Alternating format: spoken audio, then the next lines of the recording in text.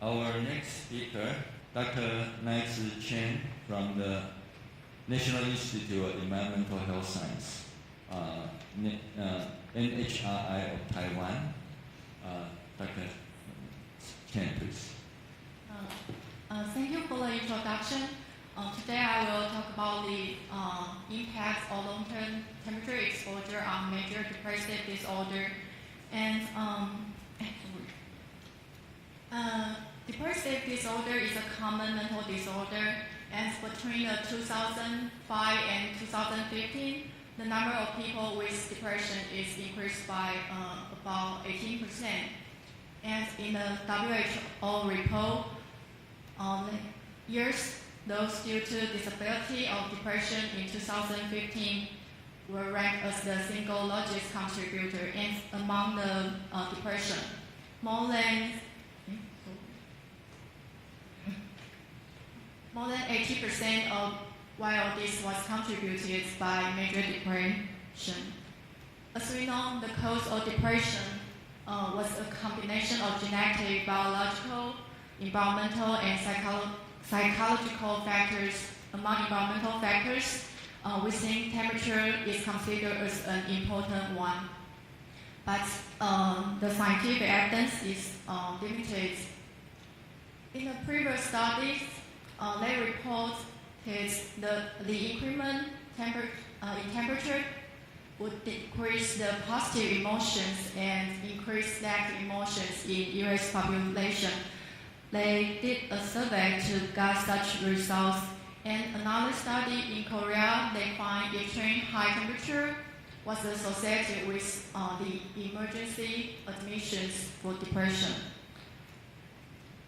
Based on these results, we know short-term exposure to high temperature may exacerbate the depression, but for the impact of long-term exposure, there's still limited results. I just find one paper focused on the impact of long-term temperature exposure on depression, and they find the study was in Spain, and they find the risk of depression for people long-term residing in area with the highest tertile of temperature was higher than the first tertile temperature area. However, the climate of Spain is general temperate, so their temperature is lower than subtropical and tropical areas. So the impact they find may be different from those in different climatic zones. Under global warming, ambient temperature rapidly increases, and the health impact of hot temperature will become more and more severe, and people would tend to long-term reside in hot temperature conditions. So, but studies about long-term exposure to temperature is very limited, especially for the warmer or hotter area. Because Taiwan is located in tropical and subtropical zone, so we use the data of Taiwan to evaluate the relationship between long-term exposure to temperature and the incidence of major depression, and try to find the temperature threshold that is associated with the increase of the risk of major depression. Our study is a retrospective population-based study, and we use longitudinal health insurance database 2005, and people who ever use national insurance during our follow-up period were enrolled. And we have 3 exclusion criteria.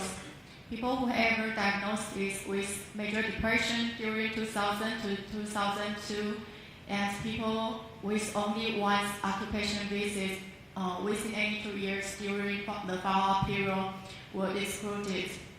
And the data on the township with less than 100 subjects were also excluded.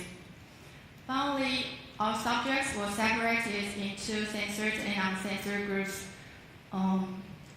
The uncensored group was the patients of major depression. The definition was as last twice occupation visits or once hospitalization within any 2 years. And for the censored groups, no diagnosis of major depression, catastrophic AMEs, hospitalization for 7 days or longer, and deaths were all censored. And our outcome was major depression and identified using ICD-9, and exposure was 7-year average of daily mean temperature. We collected the weather data from the monitoring stations of Taiwan Central Weather Bureau. We choose the station, the most nearby station to a country per subject, so the primary medical treatment most frequency. And our covariates included cumulative rainfall, sunshine duration, gender, age, and insurance amount. And we use cost proportional hazard model to examine the relationship between major depression in incidence and temperature, and penalized point regression to analyze the dose response curve. Nelson-Allen estimator to calculate cumulative hazard, and Stoke-Ran test to compare the difference of population survival curves among different temperature groups.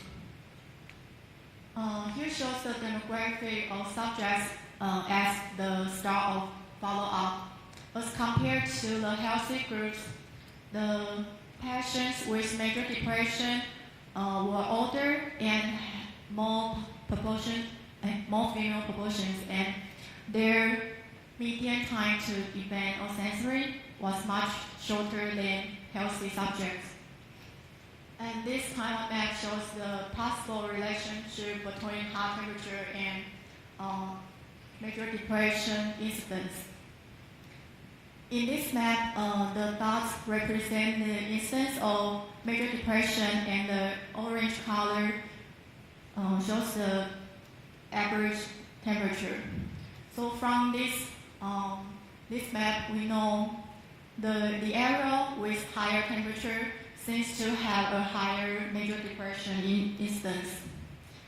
And then we use the penalized point to test whether the relationship between temperature and disease instance is linear or nonlinear, and find if the relationship could be nonlinear, the increase or decrease in temperature will raise the hazard ratio of disease instance.